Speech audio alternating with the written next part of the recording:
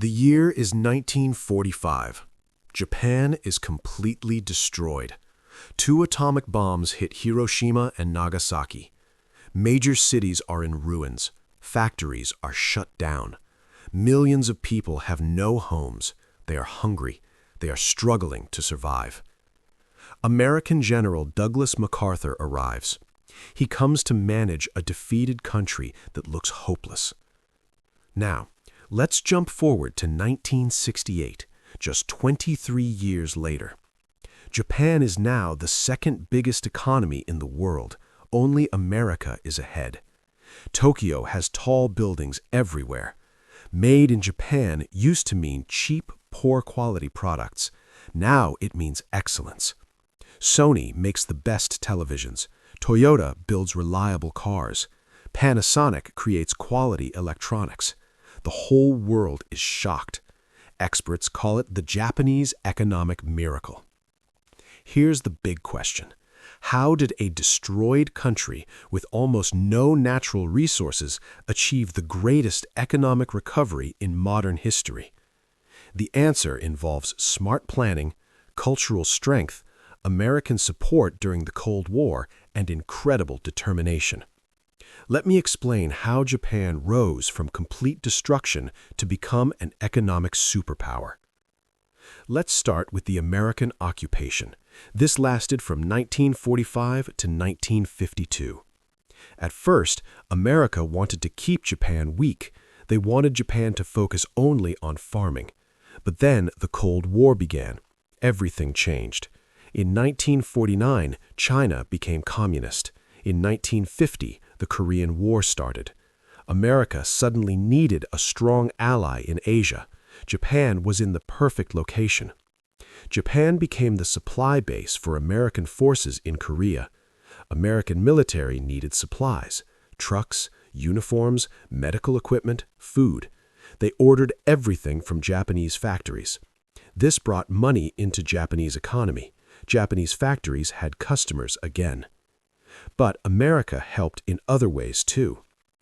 The United States shared technology with Japan.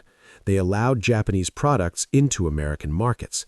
They kept Japanese currency cheap so exports could compete globally. General MacArthur also made important reforms. He broke up the large monopoly companies. He gave land to farmers. This created a strong middle class. He gave workers new rights. These changes built a fair society. They created motivated workers. But here's the key point. Japan's success was not just American help. The Japanese government had a clear strategy. They created strong industrial policies. There was a government agency called MITI, the Ministry of International Trade and Industry. MITI coordinated everything. The government and businesses worked closely together. The government didn't just let the free market decide. They chose which industries to support. They protected new industries from foreign competition. They gave low-interest loans to important sectors. They blocked imports that would hurt Japanese companies. When MITI decided Japan needed a steel industry, they made it happen. When they chose automobiles, they supported that sector completely. The strategy was very focused. Japan targeted manufacturing for export. They focused on products that needed skilled workers, not raw materials they didn't have. In the 1950s, they made textiles and light products. In the 1960s, they moved to heavy industry, steel, ships. In the 1970s, they built cars and electronics. Each stage built on the previous one. Step by step, they moved up. Japanese companies also changed how things were made. They invented just-in-time production. This meant no waste. Everything arrived exactly when needed. They created quality circles. Workers met regularly to solve problems together. They developed Kaizen. This means continuous improvement, always getting better.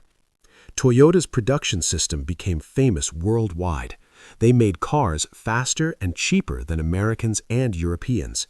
Japanese companies became obsessed with quality. Before the war, Japanese products were considered cheap and poor quality. By the 1970s, made in Japan meant the highest quality and latest innovation. Now, culture played a huge role in this success. Japan had high education levels. People could read and write. Workers were skilled. Japanese culture values hard work. It emphasizes the group over the individual. This helped companies build loyalty. Workers stayed at one company their entire career. This created experienced teams. Labor unions worked with companies, not against them. They cooperated. Japanese people saved a lot of money, often 15 to 20% of their income. This money funded business investment.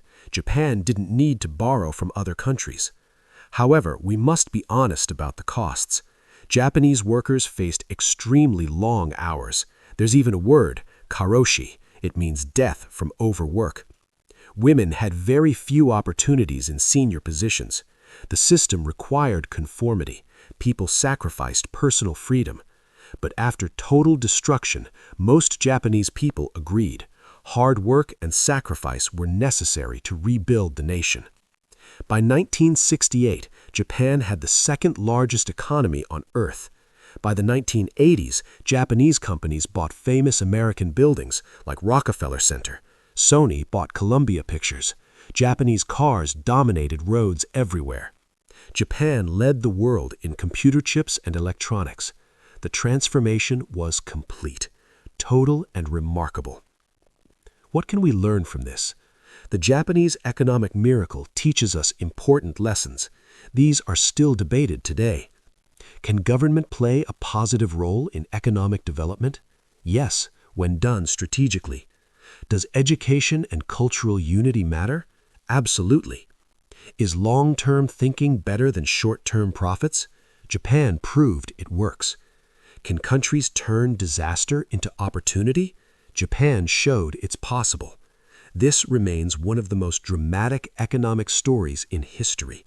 From a defeated, occupied, destroyed nation to a global economic superpower in just one generation. That is the Japanese economic miracle.